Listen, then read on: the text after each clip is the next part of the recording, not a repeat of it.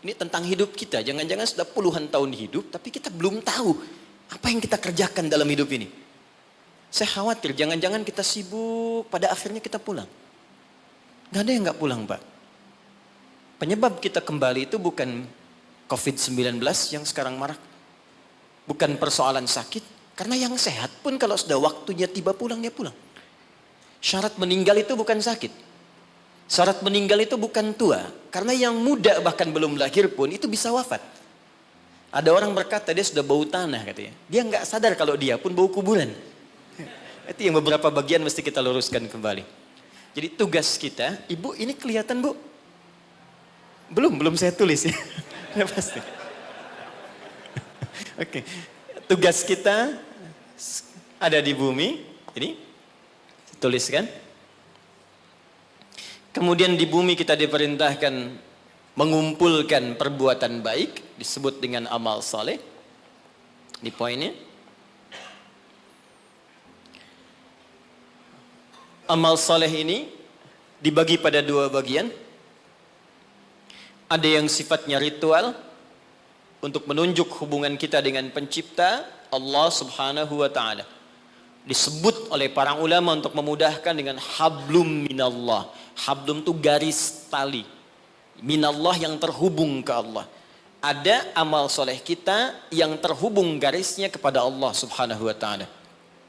Ini kata Allah diwajibkan kepada kita untuk mengerjakan perbuatan yang pertama ini pun feedbacknya kembali ke kita. Contoh misal, kita ambil sholat. Contoh pertama, sholat hubungan kita langsung dengan Allah Subhanahu wa taala. Saat kita mengerjakan sholat pun kata Allah, manfaatnya bukan untuk saya, kata Allah. Kembali lagi pada kita. Karena itu ketika Anda bertanya, kenapa saya mesti sholat ya Allah? Diperdengarkan 5 kali dalam sehari. Supaya kita paham betul bahwa manfaat sholat kembali pada diri kita lagi. Coba, dalam sehari bukankah kita mendengar kalimat yang disampaikan oleh seorang muadzin? Ya, apa artinya? Adzan? Adzan apa artinya? Sebetulnya bukan panggilan asal kata adzan itu, asalnya telinga.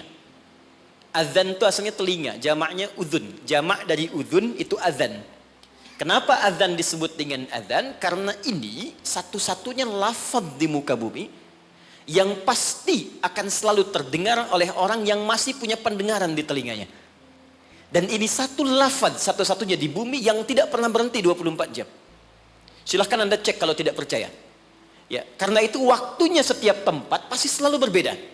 Jakarta selesai, Bekasi adzan. Bekasi selesai, Cikarang adzan. Cikarang selesai, Karawang adzan. Sampai semua berputar. Ya, dulu saya tinggal di Tripoli, Mesir selesai adzan, Libya adzan. Selesai Libya, Tunisia adzan. Tunisia selesai, Aljazair adzan. Maroko, sampai terus nyebrang.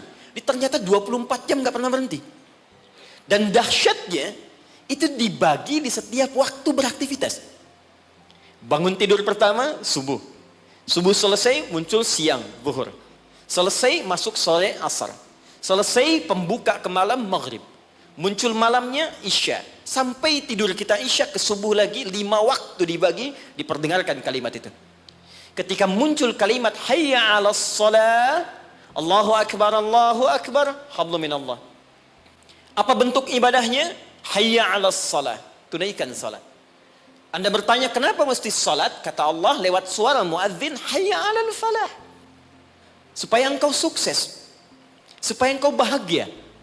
Jadi falah itu bukan sekedar bahagia. Saya pernah terangkan di sini, kalau Anda buka kamus bahasa Arab Inggris, maka falah itu diterjemahkan dengan success and happiness.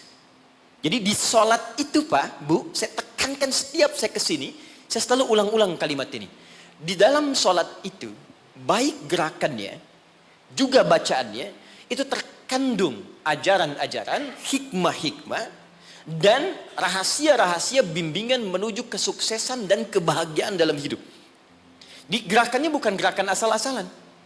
Makanya Nabi ketat mengatakan, kata Nabi, "Shallu kama ra'aitumuni usalli." Salatlah kalian persis seperti melihat saya salat. Ada seorang bernama Khalid bin Rafi Az-Zuraiqi.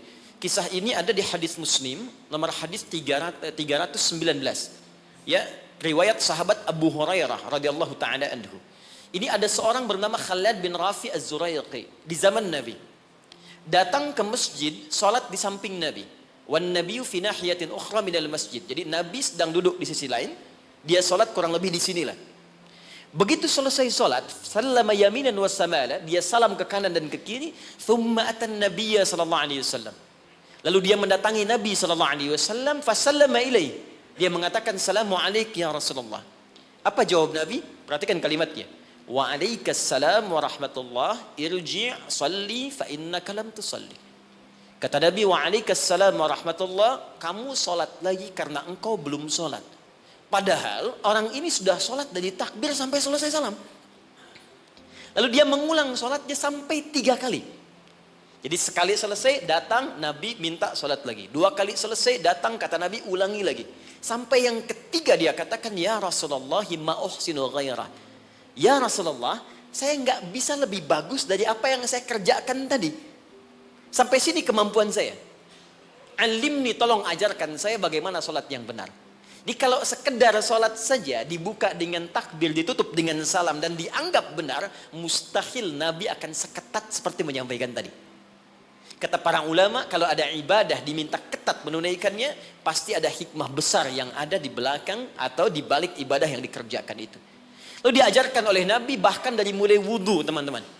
Kata Nabi, asbighul wudu. Kata para ulama, ini menunjukkan orang ini bukan cuma dari berdirinya yang keliru, dari wudunya pun ada yang salah.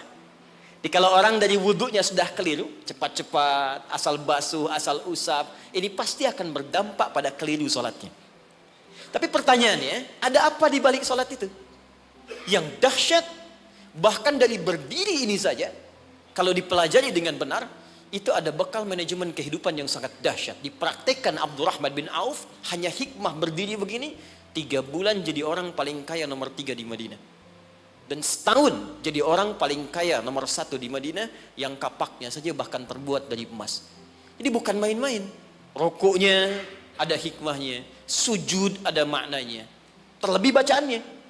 Karena itu ketika Allah menyebutkan perintah solat dalam Al-Quran, ada sindiran yang halus tapi tajam.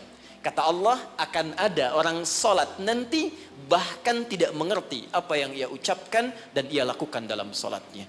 Jadi bagaimana kita bisa khusyuk dalam sholat kalau yang kita baca pun tak kita pahami? Nah, apa manfaat di balik itu? Ada kesuksesan di situ. Ada kebahagiaan, falah. Nanti kalau saya turunkan lebih panjang lagi. Tapi singkatnya, ketika kita diminta ibadah pun kepada Allah, hasilnya dikembalikan kepada kita. Jadi kalau orang dengar suara adzan, tahu bahwa sholat itu kunci kebahagiaan, mustahil ada orang yang malas untuk menunaikan sholat. Bukankah pemilik kebahagiaan Allah? Bukankah yang punya rezeki Allah? Bukankah yang punya kedudukan Allah? Qulillahumma malikal mulki tu'til mulka man wa tanzi'ul mulka mimman. Katakan Muhammad pada hamba-hambaku. Katakan Muhammad pada semua umatmu, aku yang punya kedudukan. Aku titipkan pada siapa yang aku kehendaki. Anda menginginkan kedudukan, Anda pengen jabatan, Anda pengen harta, Anda jauh dari Allah. Ya bagaimana bisa meraihnya? Karena itu ketika Anda datang kepada Allah, Anda meminta petunjuk, ya Allah bagaimana cara aku mendapatkannya. Diberikanlah jalan lewat sholat itu. Makanya dalam sholat ada bacaan membimbing bagaimana dapat rizki yang benar. Warzuqni. Bagaimana supaya Anda kerja nikmat tidak diganggu banyak orang. Wajburni. Bagaimana supaya derajat kita diangkat. Warfa'ni. Bagaimana supaya dijaga kesehatan. Wa'afini. Bagaimana supaya mendapatkan kasih sayang dari teman-teman yang sekarang sedang kita bekerja. Karena boleh jadi Anda kerja, bagi Anda nikmat, bagi orang belum tentu. Karena itu nanti di fikih Quran, di manajemen bisnis dalam fikih Al-Quran, ada pernyataan begini. Ketika Anda sedang mengerjakan sesuatu yang besar, maka boleh jadi di sekeliling Anda pun mengincar hal yang sama yang sedang Anda kerjakan. Dan persaingan itu akan begitu ketat. Turunlah kemudian turunan-turunan yang ada di sekitaran itu. Siapa yang bisa menghentikan sifat iri hati di sekitaran teman-teman yang menginginkan proyek yang sama? Siapa yang bisa menghentikan hal-hal yang buruk yang mungkin menimpa ketika Anda mendapatkan tender yang sedang Anda kerjakan? Jika Anda tidak datang kepada yang punya kuasa lebih dari yang lainnya, maka bagaimana itu bisa dihentikan dalam pekerjaan Anda? Ini fungsinya sholat.